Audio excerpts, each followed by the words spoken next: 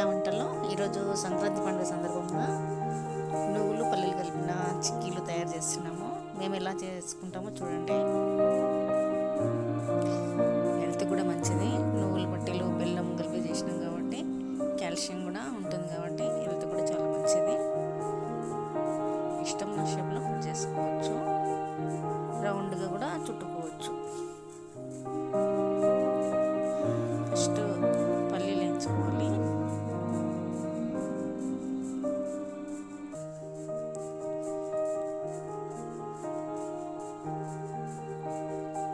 అన్నీ కూడా ఒకే కొలత తీసుకోవాలి.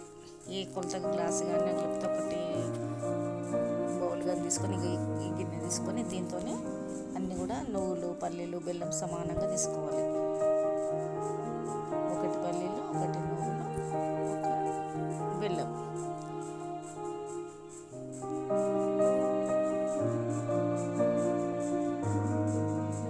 నువ్వులు కూడా మంచి వాసన వచ్చే వరకు వేయించుకోవాలి. చూడండి, ఇదే బౌల్ తోటి కొలత కరెక్ట్గా ఇదే ఒకటే బౌల్తో తీసుకోవాలి. అదే బౌల్లో నువ్వులు వేసుకోవాలి. సేమ్ అదే గిన్నెతోని మళ్ళీ బెల్లం కూడా సేమ్ తీసుకోవాలి. పల్లీలు హాఫ్ వేసుకుంటే సరిపోతుంది.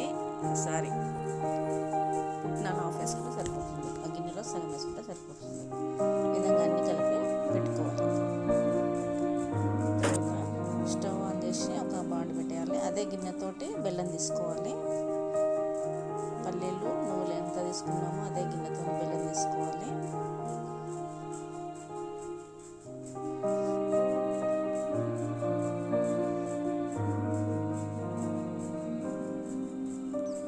చిన్న గ్లాస్ వాటర్ వేయాలి. మొత్తం కరిగేంత వరకు ఉంచుకోవాలి. కరిగిన తర్వాత మొత్తం వడబట్టేసుకోవాలి. ఏమైనా చిన్న ఉసుకట్లో ఉంటే వెళ్ళిపోతుంది. ఈ వడబట్టిన బెల్లాన్ని మళ్ళీ అదే బాండిలో వేయాలి.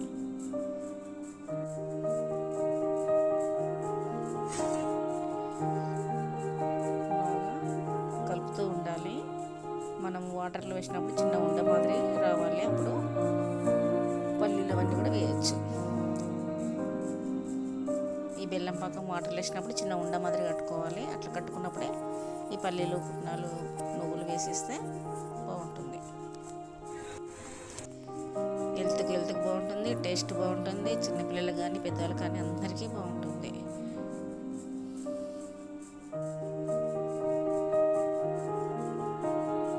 చూడండి, అట్లా చిన్న ముద్ద మాదిరి కట్టుకుంది కదా. ఇప్పుడు మనం పల్లీలను వేసేసుకోవాలి.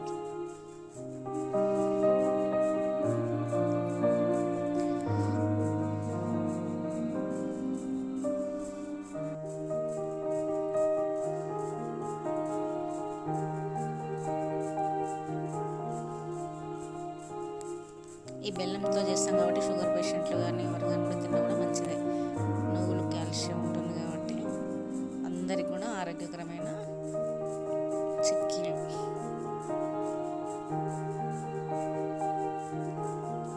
ఈ విధంగా మొత్తం కలుపుకొని ఒక ప్లేట్లోకి ఆయిల్ రాసి ప్లేట్కి ఆయిల్ రాయాలి. ఆ ప్లేట్లోకి తీసుకొని మన ఇష్టం ఉన్న షేప్లో కట్ చేసుకోవచ్చు. మేమైతే ఇట్లా చిక్కీల మాదిరి చేసుకున్నాము. ఒకసారి లడ్డూల మాదిరి కూడా కట్టుకోవచ్చు. ఎలా వీలైతే అలా చేసుకోవచ్చు. కొలతలు కరెక్ట్గా ఉంటే టేస్ట్ బాగుంటుంది. బెల్లం ఎక్కువైతే మరి స్వీట్గా కనిపిస్తుంది కాబట్టి కరెక్ట్గా కొలత ఒకటికి ఒకటి వేయాలి. ప్లేట్లోకి తీసేసుకోవాలి.